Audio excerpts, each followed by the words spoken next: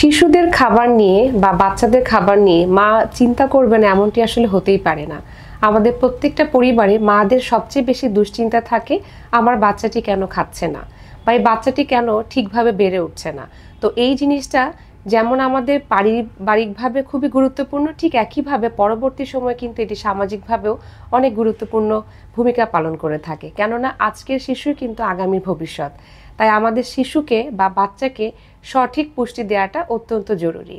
মায়েরা যখন চিন্তা করেন যে আমার বাচ্চা খাচ্ছে না বা কোন ধরনের খাবার খেলে আমাদের বাচ্চাদের সঠিক যে বৃদ্ধি সেটা সম্ভব, সেটা কিন্তু নিয়ে আজকে আমরা আলোচনা করব।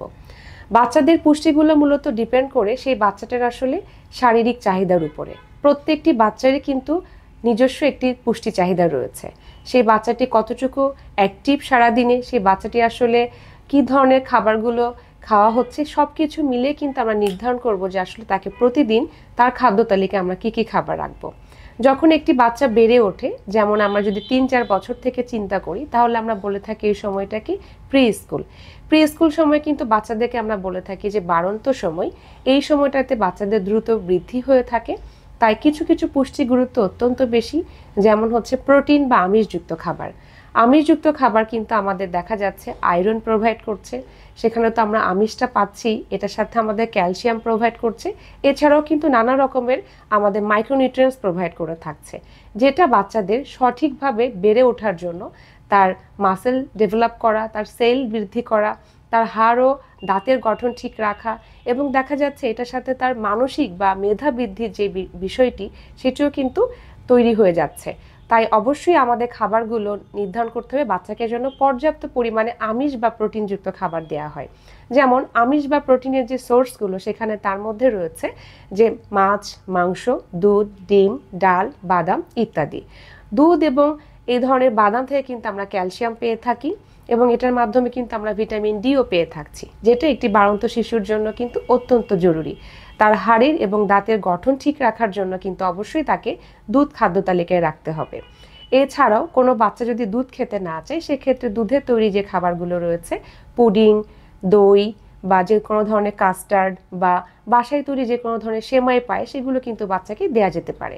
তবে অবশ্যই খেয়াল রাখতে হবে সেই বাচ্চাটির ওজন কতটুকু আছে তার উপরে নির্ধারণ করে ক্যালোরি একটা ফিক্স করে নিতে হবে।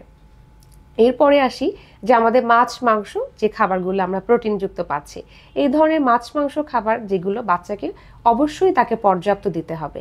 একটি শিশুর যতটুকু চাহিদা রয়েছে, যদি কোনো বাচ্চা একটু আন্ডার ওয়েটে থাকে তাহলে তাকে একটু পরিমাণটা বাড়িয়ে দিতে হবে। কোনো বাচ্চা যদি আদর্শ ওজনে থাকে তাহলে তাকে তার যতটুকু আইডিয়াল সেটা দিতে হবে, আর কারো যদি বেশি থাকে সেখানেও আমাকে আইডিয়াল দিতে হবে। তো এইভাবে যদি আমরা প্রোটিনটাকে ঠিকভাবে দিতে পারি সারাদিনে, তাহলে কিন্তু বাচ্চার গঠনটা ভালো হবে। এটার সাথে বাচ্চাকে প্রপার আমরা এনার্জি প্রোভাইড করার জন্য কিন্তু অবশ্যই শর্করাযুক্ত খাবারের দরকার রয়েছে। ভাত, রুটি, মুড়ি, চিড়া, বিস্কিট, নুডলস এই ধরনের খাবারগুলো কিন্তু বাচ্চাকে আমাদের সারাদিনে ডিভাইড করে রাখতে হবে। আর অবশ্যই যদি আমরা রোগ প্রতিরোধ ক্ষমতা বৃদ্ধি করতে চাই একটি বাচ্চার, তাহলে কিন্তু আমাদেরকে সবজি এবং ফলের দিকে অবশ্যই নজর দিতে হবে।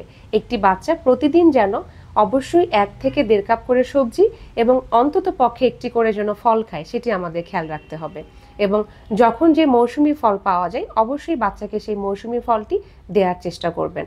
আর ক্যালোরি যে চাহিদা রয়েছে বাচ্চাটির, সেই ক্যালোরি চাহিদা যেন সঠিকভাবে পূরণ হয় প্রতিদিন, সেটিও বাবা মাকে খেয়াল রাখতে হবে।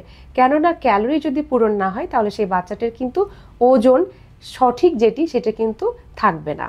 তাই আমাদের এই বিষয়গুলো খেয়াল রেখে আমাদের বাচ্চাদেরকে খাবার দিতে হবে। এবং অবশ্যই যে কোনো ধরনের তথ্য, পুষ্টি তথ্য বা যে কোনো ধরনের যদি ইনফরমেশন আপনারা ইউটিউব বা ফেসবুক থেকে যেমন এখন আপনারা পেয়েছেন, এই জিনিসগুলো কিন্তু কোনো স্পেসিফিক কোনো ট্রিটমেন্ট পারপাসে আপনারা এটা ব্যবহার করবেন না।